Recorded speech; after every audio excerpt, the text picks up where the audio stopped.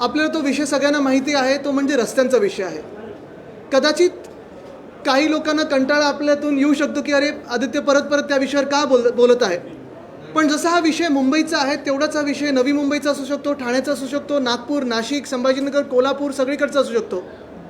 कारण हा विषय फार महत्त्वाचा आहे. तो म्हणजे ज्या ज्या शहरांमध्ये प्रशासक आहेत, ज्या ज्या शहरांमध्ये महापौर नाही आहेत, ज्या ज्या शहरांमध्ये लोकप्रतिनिधी नाही आहेत, नगरसेवक नाही आहेत, तिथे एकंदर जो काही घोटाळा सुरू आहे तो आम्ही आपल्यासमोर आणलेला आहे. जानेवारीमध्ये पहिली प्रेस कॉन्फरन्स झाल्यानंतर आपल्याला आठवत असेल रस्त्यांचे विषय मी घेत होतो हा विषय, आणि तेव्हा देखील मी सांगितलं होतं की हा रस्त्यांचा जो विषय आहे तो केवळ घोटाळा आहे, घोटाळाच आहे. दुसरं या सरकारने, खोके सरकारने काही दुसरं केलेलं नाही आहे. मागच्या 10 दिवसातच आपण एक इथेच प्रेस कॉन्फरन्स घेतली होती आणि मी आपल्या माध्यमातून जनतेला सांगितलं होतं, मुंबईकरांना सांगितलं होतं की हे जे 5 कॉन्ट्रॅक्टर मुंबईत ज्यांना कॉन्ट्रॅक्ट दिले गेलेत, वेगवेगळे पॅकेट्स दिले गेलेत, पॅकेट कॉन्ट्रॅक्टरना आणि CMOमध्ये कोणाला पाकिटं गेलेत मला माहिती नाही, पण हे सगळे जे पॅकेट्स गेले होते त्याच्यातून एका कॉन्ट्रॅक्टरला टर्मिनेशनची नोटीस गेली होती. ती टर्मिनेशनची नोटीसची मुदत ह्या 26 ऑक्टोबरला संपलेली आहे. माझ्या माहितीप्रमाणे त्या टर्मिनेशनच्या नोटीसला त्या कॉन्ट्रॅक्टरनी उत्तर दिलेलं आहे आणि येत्या आठवड्यात मुंबई महानगरपालिकेमध्ये त्यांची एक हिअरिंग होणार आहे. लक्ष आम्ही सगळेच ठेवून आहोत कारण हा विषय विधानभवनात देखील चर्चेला आला होता. हा विषय आमच्या माध्यमातून प्रेस कॉन्फरन्समधून अनेकदा विचारला गेला आहे. अरे जरा दार बंद करा ना, कोण आहेत ते? आत ये किंवा बाहेर थांबा.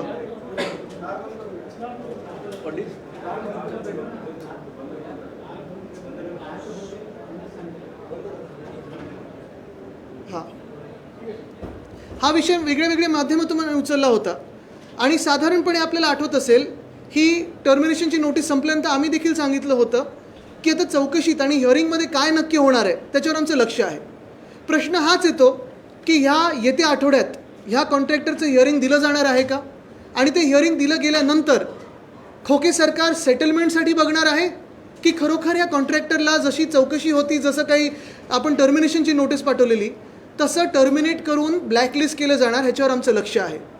जसं हा विषय एक आहे ह्या एका कॉन्ट्रॅक्टरचा, तसं दुसऱ्या कॉन्ट्रॅक्टरचा विषय हाच आहे की साधारणपणे 1000 कोटीची कामं मुंबईच्या ईस्टर्न सबअबमध्ये ज्या कॉन्ट्रॅक्टरला दिलेली आहेत त्या कॉन्ट्रॅक्टरचा एक आत्ता काम जे चाललेलं पूल पडलेलं आहे चिपळूणमध्ये, त्या पुलाची नक्की काय पुढे चौकशी झाली, काही रिपोर्ट आलेला आहे का, त्या कॉन्ट्रॅक्टरवर काही कारवाई होणार आहे का त्या पूल पडल्यासाठी, आणि जर तिथे कारवाई होणार असेल तर मुंबईतल्या कामाबद्दल काय, हा देखील प्रश्न आमच्या मनात उपस्थित झालेला आहे. एकंदर आज तारीख काय हो मला सांगा? 28, म्हणजे ऑक्टोबरचा पूर्ण महिना गेलेला आहे, बरोबर आहे. फेअर सीझन, आपण वर्षानुवर्ष मुंबईमध्ये जे रिपोर्टिंग करत आलेलं आहात, मुंबई महानगरपालिकेचे रिपोर्टिंग करत आलेलं आहात, साधारणपणे मुंबईत रस्त्याची कामं जी होतात किंवा कुठचीही कामं महत्त्वाची होतात ती 1 ऑक्टोबर ते 31 मे हा फेअर सीझन आपण पकडतो. पण मला तुम्ही सांगा, जे काही कामं 21-22च्या सालातली सुरू झाली होती, 2,500 कोटीची रस्त्याची जी कामं होती, ती जी घटनाबाह्य मुख्यमंत्र्यांनी अधिवेशनात सांगितलं होतं की 24 ते 36 महिने लागतील पावसाळा वगळून, ही कामं एकतरी सुरुवात झाली का या रस्त्यांच्या कामाला? काही कामं तर अगदी सोपी होती, मिलिंग फिनिशिंगची कामं होती, ॲस्फॉल्ट मॅस्टिकची कामं होती, पण त्या कामाला सुरुवात झाली नाही. म्हणजे 2,500 कोटीची कामं अशीच्या अशी पडलेली आहेत. 21-22ची कामं आता 24 उजाडेल तरी देखील ही कामं सुरू झालेली नाही आहेत. माझ्या ऐकण्यात असं आलेलं आहे की खोके सरकारकडून एक वेगळ्या प्रकारचा दबाव आहे ट्रॅफिक पोलीसच्या यंत्रणेवर की तुम्ही पोलिसांच्या NOC देऊच नका, म्हणजे सांगता येईल की ट्रॅफिक पोलीसच्या NOC मिळालं नाहीत म्हणून ही कामं सुरू झाली नाहीत. कारण ह्यांना हे दाखवायचं आहे की डांबरीकरणची जी कामं आहेत, रिपेअरची जी कामं आहेत, ॲस्फॉल्ट मॅस्टिकची जी कामं आहेत, मिलिंग फिनिशिंगची जी कामं आहेत, ही कामं सगळी आता रखडलेली आहेत आणि आता कॉन्क्रिटीकरणच्याच कामाला आम्ही जोर देतो. पण ते तरी करा. जी तसं मी सांगितलं 2,500 कोटीची जी कामं आहेत ती रखडलेली आहेत. दुसऱ्या बाजूला जी मागच्या वर्षी म्हणजे ह्या जानेवारीपासून 6,500 कोटीची जी कामं आहेत, नारळ फोडलेला, मोठा गाजावाजा केलेला, होर्डिंग्स लावलेले, ॲड्स दाखवले, बॅनर्स लावले, हे सगळं करून मी जे प्रत्येक महिन्यात आपल्याला सांगत आलो की हा घोटाळा आहे, ही 6,000 कोटीची कामं, त्याच्यात 625 कोटी ॲडव्हान्स मोबिलायझेशनचे आमच्या प्रेस कॉन्फरन्सनंतर अडवून धरले त्यांनी, आणि योग्यपणे अडवून धरले. जे 450 कोटी होते एस्टिमेट वाढवून त्यांनी दाखवले होते, 8% त्यांना जो फायदा होत होता तो आम्ही बोलल्यानंतर तो अडवायला लागला. म्हणजे साधारणपणे 1,000 कोटी मुंबईचे आम्ही तिथेच वाचवले. पण आज परिस्थिती अशी झालेली आहे की ह्या खोके सरकारमध्ये नुसतं कॉन्ट्रॅक्टर्सचे लाड चाललेले आहेत, पण कामं कुठेही होत नाहीत.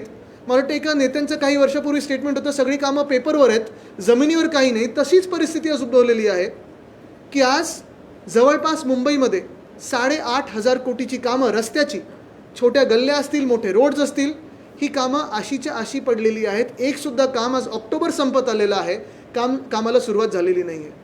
ट्रॅफिकच्या अजून परवानग्या मिळालेल्या नाहीत किंवा घेतल्या गेल्या नाहीत किंवा असं सांगितलं गेलं की देऊ नका. बाकीचे जे 42 यंत्रणा असतात त्याच्यातून अजून कोऑर्डिनेशन सुरू झाले की नाही मला माहीत नाही. जर असंच ऑक्टोबर निघून गेला, नोव्हेंबर आता येईल, नोव्हेंबर निघून जाईल, मग परत 31 मेपर्यंत कुठची कामं पूर्ण होणार आहेत आपल्या मुंबईमध्ये? आज मी मुंबई महानगरपालिकेच्या प्रशासकांना विचारू इच्छितो आणि घटनाबाह्य मुख्यमंत्र्यांना विचारू इच्छितो, कारण त्यांच्याकडे नगरविकास खातं आहे, की अशी किती शहर आहेत जिथे रस्त्याची कामं, सगळं काम टेंडर वगैरे झाल्यानंतर देखील अजून कामं सुरू झाली नाहीत. आणि पुन्हा एकदा विचारतो मी, म्हणजे कालच्या ट्विटसारखं नाही, पुन्हा नाही, मी परत एकदा विचारतो की ही कामं सुरुवात कधी होणार? आणि ही कामं जर सुरुवात झाली ह्या कामांना, तर मग प्रदूषणाचं काय? कारण आज आपण पाहताय जे मुंबईत प्रदूषण होत आहे ते इतर कुठच्याही कारणामुळे नाही, पण धुळीमुळे होत आहे. जे मार्चची गाईडलाईन होती प्रशासकांची, तशीच गाईडलाईन काल परवाकडे यांनी काढलेली आहे, डिट्टो सेम टू सेम काढलेली आहे.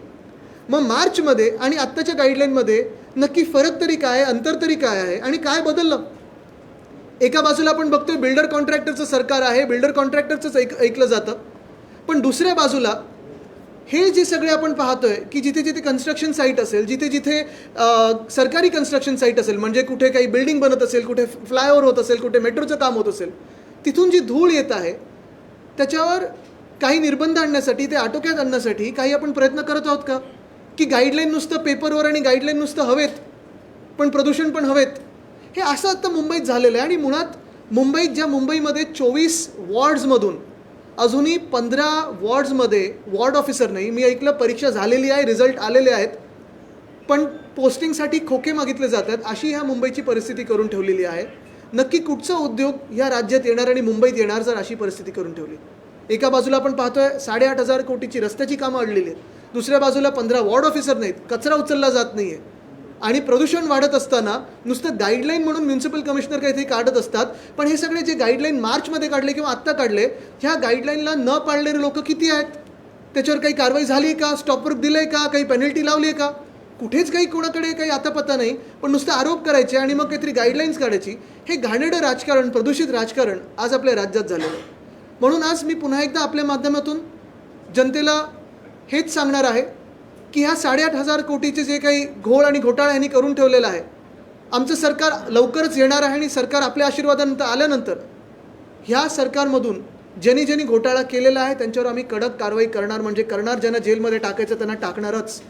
कारण आमची मुंबई लुटलेली, आमचा महाराष्ट्र लुटलेला आम्हाला कोणी चालणार नाही. त्यांना जेलमध्ये आम्ही टाकणारच.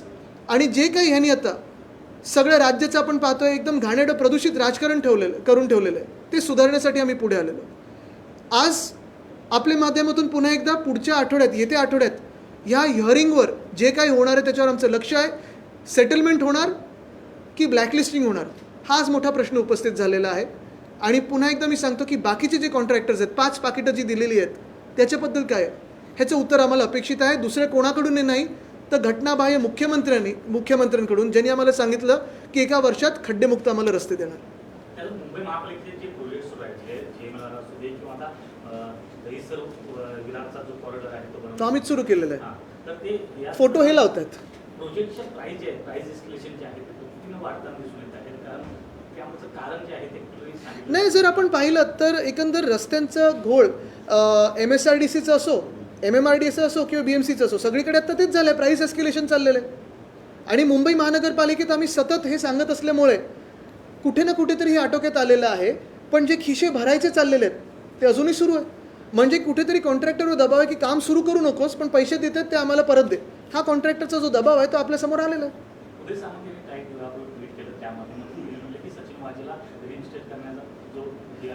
बघा, ज्यांनी वेदांता फॉक्सकॉन वगैरे सगळे गुजरातला पाठवलं ना, गुजरातच्या मंत्र्यांना आम्ही उत्तर देत नाही.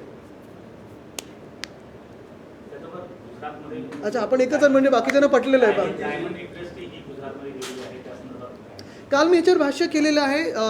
Vedanta, Foxconn, Airbus, Tata, medical device park, bulk drug park, 40 गद्दार, आता डायमंड बोर्ड्स, बुलेट ट्रेन यायच्या आधी एवढं सगळं पाठवलेलं आहे. विचार करा, बुलेट ट्रेन आल्यानंतर किती काय पाठवतील. बुलेट ट्रेनची पण जागा BKC मधली फुकट दिलेली आहे. त्याच्यात महाराष्ट्र शासनाची इन्व्हेस्टमेंट आहे. मग नक्की हे सरकार कोण चालवत आहे, कुठून चालतं आहे, हा प्रश्न येतोच ना. गेले काही महिने तुम्ही हा रस्त्यांचा मुद्दा लावून धरलाय. नेमका तुमचा आरोप कोणावर आहे? कॉन्ट्रॅक्टर्स, महापालिका प्रशासन की मी राज्य? प्रत्येक पत्रकार परिषदेत हे सांगितलेलं आहे की मी कॉन्ट्रॅक्टर्सचं अजूनही नाव घेतलेलं नाही आहे. कारण एक सत्य आहे की कॉन्ट्रॅक्टर्सच काम करत असतात. तो कोणीही कॉन्ट्रॅक्टर असो ते काम करत असतात. जो काम करतो त्याला कॉन्ट्रॅक्टर बोलतात.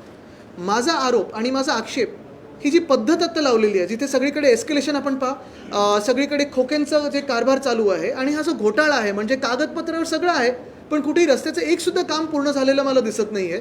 ह्या घोटाळ्यावर माझा आक्षेप आहे. आणि ह्या घोटाळ्यात जे कोण दोषी असतील, मंत्री असतील किंवा प्रशासक असतील किंवा कोणी अधिकारी असतील, त्यांच्यावर आम्ही कारवाई करणार. म्हणजे सगळे कॉन्ट्रॅक्टर्स जे आहेत ते क्लीन आहेत असं तुमचं म्हणणं? मी हेच तर सांगतो, ही पूर्ण एक यंत्रणा जी बसवली आहे. आता हे जे आम्ही बोललो त्याच्यात 1000 कोटी कॉन्ट्रॅक्टर्सचे आम्ही अडवून धरलेले आहेत. मुंबई महानगरपालिकेचे ते आपल्या माध्यमातून धरले आहेत. कारण आपण जेव्हा बोलतो इथे एकत्र तेव्हा जनता ऐकते. आणि म्हणून जी वरपासून खालती यंत्रणा आहे, कॉन्ट्रॅक्टर्सपासून सगळे जे कोणी दोषी असतील त्यांच्यावर कारवाई झाली पाहिजे. 15 ते 19 वयोगटातील तरुण मतदार आहेत. 93% असे तरुण मतदार आहेत ज्यांनी रजिस्टरच केलं नाही. याचं कारण सध्याची राजकीय परिस्थिती असू शकते का?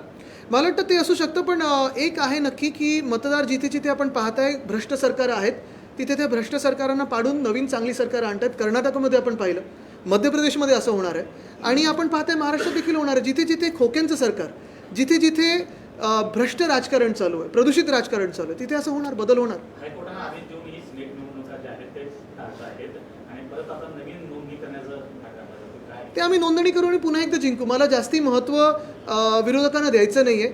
पण एक निश्चित आहे, हे सरकार घाबरट आहे हे कळलेलं आहे. डरपोक सरकार आहे.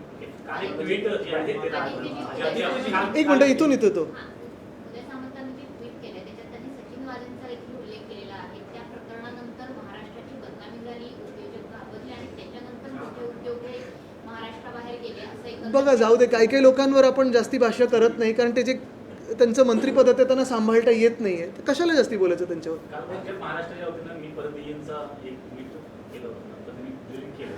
परंतु एक संभ्रमाचं वातावरण. मुख्यमंत्री कुठे होते तेव्हा? मुंबईत होते की दिल्लीत होते?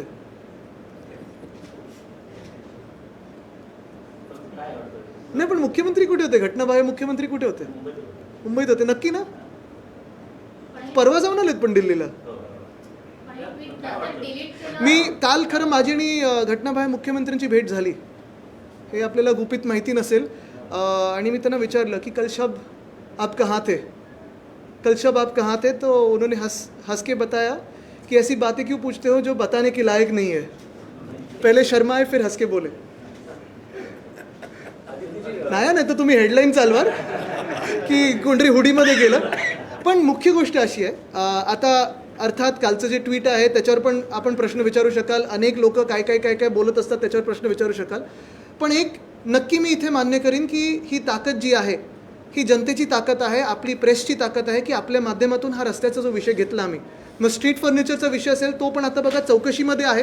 चौकशी असून पुढे काय झालं हे कळलं नाही, पण पैसे अडलेले आहेत. घोटाळा तिथे आपण काही ना काही थोडंफार रोखू शकलेलो आहे. पण त्या घोटाळ्याची आम्ही चौकशी करणार. स्ट्रीट फर्निचरवर आमचं लक्ष आहे, सॅनिटरी पॅड वेंडिंग मशीनच्या घोटाळ्यावर आमचं लक्ष आहे आणि हे रस्त्यांचे जे घोटाळे आहेत ते आम्ही जनतेसमोर आपल्या माध्यमातून आणले. मी खास आपले आभार मानेन की आपण जेव्हा हे दाखवता तेव्हा ह्या घोटाळेबाज सरकारला, खोके सरकारला हे मान्य करायला लागलं की कुठे ना कुठेतरी गडबड आहे. त्यांना 650 कोटी जे ॲडव्हान्स मोबिलायझेशनचे होते ते थांबवावे लागले. त्यांना 400 कोटी जे चुकीचे एस्टिमेट दाखवलेले ते थांबवायला लागले. त्यांना ह्या सगळ्या रस्त्यांच्या ह्याच्यावर चौकशी लावायला लागली आणि एकाला टर्मिनेशन नोटीस द्यायला लागली. इथपर्यंत आपण आता पोहोचलेलो आहोत. म्हणजे हा घोटाळा मान्य केलेला आहे त्यांनी. पुढचं पाऊल हेच असेल किंवा जेव्हा आमचं सरकार बसेल तेव्हा आम्ही यांच्यावर कारवाई करणार. आदित्यजी, पण तुम्हाला असं वाटतं का की ज्या पद्धतीने सुप्रीम कोर्टामध्ये सुनावणी सुरू आहे आणि ताशेरे ओढले जाते, नजीकच्या काळात राज्यात नेतृत्व बदल शक्यता वाटते? निवडणूक तर लावा, त्याच्यात तर मग पूर्ण सरकार बदलेल. पण एक आहे, नक्की आहे की हे सगळं जे भ्रष्ट सरकार आहे ह्याच्यात भाजपला आनंद मिळत आहे का? काही ह्याच्यात भाजपला काही आनंद वाटत आहे का की एवढं भ्रष्ट सरकार, ज्यांच्यावर चौकशा लागल्या, ज्यांच्यावर भाजपनीच आरोप केले, जे भाजपचे कार्यकर्ते कदाचित त्यावेळी लढले असतील आमच्यासोबत ह्या भ्रष्ट लोकांच्या विरोधात, ते आज त्यांच्यासोबत बसलेले आहेत. आज बघा ना, रस्त्यांचा घोटाळा आहे, आणि रस्त्याचा घोटाळा असो, स्ट्रीट फर्निचरचा घोटाळा असो, जेव्हा मी सातत्याने विषय लावून धरलेला आहे, जेव्हा त्यांना वाटतं की अधूनमधून काहीतरी नवीन होईल, तेव्हा भाजपचं कोणतरी आमदार किंवा कोणतरी मध्ये पत्र टाकताना सांगतं बघा आम्ही पण विषय घेतला, चला एकत्र या, आपण दाखवूया सगळे भ्रष्ट कारभार कसा मुक्त करायचा असतो महाराष्ट्रातून. पण ते जे कोणी लोकप्रतिनिधी पत्र लिहित असतील, मी त्यांना हेच सांगेन की मी जसं सातत्याने विषय हा धरलेला आहे, तसं आपण पण ह्या पुढे बोला. आणि कोण भ्रष्ट आहे आपल्याला माहिती आहे, बोला. मी जसं सांगतोय की हे भ्रष्ट कारभार कोण करते, बोला. आदित्य जी, हिंदी में जानना चाहेंगे, मुंबई के जो रास्ते हैं उनके बारे में बता रहे हैं कि स्कैम हुआ है, क्या कहना चाहिए? बिल्कुल, आप ही के माध्यम से पिछले 10 महीनों में हमने रास्तों का विषय लिया है. आपने देखा होगा जो हमारे इलीगल सीएम है, जो खोखे सरकार के सीएम है, वो हर बार कहते हैं कि इसमें कोई घोटाला नहीं, लेकिन मैं ये हर बार कहता आया हूँ कि ये स्कैम है. और इसी वक्त आज जैसे हम बात कर रहे हैं, एक कॉन्ट्रैक्टर को, जो साउथ मुंबई के कॉन्ट्रैक्टर है, उनको एक टर्मिनेशन नोटिस दी हुई थी. 1 महीना उनका जो था, 15 दिन थे, वो पूरे हुए हैं. और उसके बाद अगले हफ्ते में हियरिंग शायद होगा, बीएमसी ये हियरिंग लेगी. यही दिलचस्पी की बात है कि इस हियरिंग में सेटलमेंट होने वाली है या ब्लैकलिस्टिंग होने वाली है. वैसे ही दूसरी बात है, जो ईस्टर्न सबब के कॉन्ट्रैक्टर है, जिनको एक बड़ा पैकेट दिया है लगभग 1000 करोड़ का, वो कॉन्ट्रैक्टर जिस ब्रिज पे काम कर रहे थे चिपलुन में, वहाँ का ब्रिज गिर गया है. तो कुछ उस पर इन्वेस्टिगेशन हुआ है, इंक्वायरी हुई है, और उसी कॉन्ट्रैक्टर को आप ये काम देने जा रहे हो या कुछ बदल होने वाला है, इस पे बात है. लगभग 8,500 करोड़ के काम इस मुंबई में आज भी शुरुआत नहीं हुए, जबकि टेंडर्स दिए हुए, कॉन्ट्रैक्ट्स दिए हुए. तो ये घोटाला है. और मैं यही कहना चाहता हूँ कि एक जो ताकत बनी है जनता की और हम सब लोगों की, कि ये जो पूरा स्कैम है जनता के सामने ला पाए, इसी की वजह से आज इंक्वायरी चल रही है, इन्वेस्टिगेशन चल रहा है, लेकिन कहीं ना कहीं सेटलमेंट के दृष्टिकोण से चल रहा है. हमारी जब सरकार बनने वाली है, आते ही चुनाव में, उस सरकार हमारी बनने के बाद, वो सरकार बनने के बाद जो भी इसमें गिल्टी हो, फिर मंत्री हो, अधिकारी हो, कॉन्ट्रैक्टर हो, सब पे कार्रवाई की जाएगी. क्योंकि मुंबई की लूट और महाराष्ट्र की लूट हमें बिल्कुल, हम ये नहीं करेंगे, इसको मान्य नहीं करेंगे. कल के ट्वीट के बारे में आपने बात कही कि मैं नहीं कहूँगा कि पुनः ये, क्या कहना चाहते हैं? अरे भी उनसे पूछो कि पुनः आने वाले कि नहीं, लेकिन मैं ये बात कहूँगा कि ये जो भ्रष्ट सरकार बनी हुई है, जिसका जन्म खोखो से हुआ है, इसे अभी जनता नाकारने वाली है, जनता इसे भगाने वाली है. जनता अगर आप देखें तो हैरान है, त्रस्त है कि हर क्षेत्र में, कृषि क्षेत्र हो, उद्योग क्षेत्र हो, अगर आप देखें तो एमपीएससी यूपीएससी के एग्ज़ाम्स हो, जो भी पोस्टिंग चाहिए हो, ये सरकार पैसे मांगती है. अगर कर्नाटक की सरकार 40% की सरकार हो, तो ये तो 1000% की सरकार है, 100,000% ये करप्ट सरकार है. जिस तरह से कल प्रधान इंडिया अलायंस में हर कोई एक दूसरे का साथ देना चाहिए, ऐसे में अलग अलग स्टेटमेंट आते हैं. शरद पवार ने भी स्टेटमेंट दिया कि लोकसभा चुनाव में मोदी सरकार बदलेगी या नहीं, ये बोल नहीं सकते, यानी कि वो इंडिया अलायंस पर खुद एक अविश्वास दिखा रहे हैं. मुझे लगता है ये अभी मैं आपसे सुन रहा हूँ, इसको मैं खुद पढ़ना चाहूँगा, फिर उसी पे बात करना चाहूँगा. और आज जैसे मैंने कहा कि ये सबसे बड़ा जो स्कैम है मुंबई में, लगभग 6,000 करोड़ प्लस 2,500 करोड़, उस पर मैं बात करना चाहूँगा, क्योंकि नहीं तो हमारा जो लक्ष्य है वो इधर उधर इतरा जाएगा. तो मुझे लगता है कि इसी पे आज बात रखें, क्योंकि आप ही के माध्यम से हमने इस घोटाले को जनता के सामने लाया है. और मैं यही विनती करूँगा आपसे कि ये जो बात है उसको जनता तक लेके जाए, समझाए, क्योंकि जनता को पता है, जनता भी हैरान है कि पिछले 1-1.5 साल में कहीं भी कुछ विकास के काम नहीं हुए. विकास हुआ होगा तो 40 गद्दारों का हुआ है, बाकी कुछ नहीं. अरे ये सवाल इसलिए इतना इम्पोर्टेंट था, आपने जो रोड कॉन्ट्रैक्ट का की बात उजागर की, वो तो हमने लिया. इंडिया अलायंस इसलिए इम्पोर्टेंट है कि पूरे देश में एक आप माहौल बनाना चाहते हैं कि बीजेपी को हराना है, बट ऑब्वियस है कि ये आपको करना है. ऐसे में एक दूसरे का साथ देकर एक दूसरे को मोराल बूस्ट करना चाहिए. ऐसे में इस तरह के बयान जो आपने कहा उनको हराना है, क्यों हराना है, उसकी बात मैं कह रहा हूँ. तो धन्यवाद. सर, उदय सामंत के